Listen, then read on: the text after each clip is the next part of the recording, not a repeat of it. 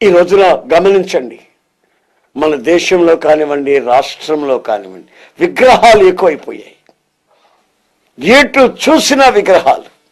మేము చిన్నోళ్ళుగా ఉన్నప్పుడు Gandhi centre, Nehru centre, Subhash Chandrabose centre అనేవాళ్ళు. ఎక్కడో ఒకటి ఉండేది.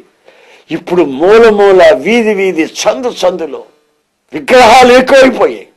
అవి రాజకీయ నాయకులవే కావచ్చండి, దేవుళ్ళని పిలువబడే వాళ్ళవే కావచ్చు. విగ్రహాలు ఎక్కడ విపరీతంగా ఉన్నాయో అక్కడ ప్రజలు కట్టు లేకుండా తిరుగుతారు.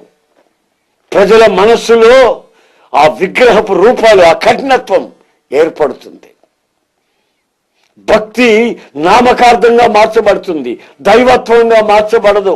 కారణం, దేవుడు మన ఆలోచనలు గ్రహిస్తాడు, విగ్రహం మన ఆలోచనలు గ్రహించలేదు. మనం కేకలు వేసినా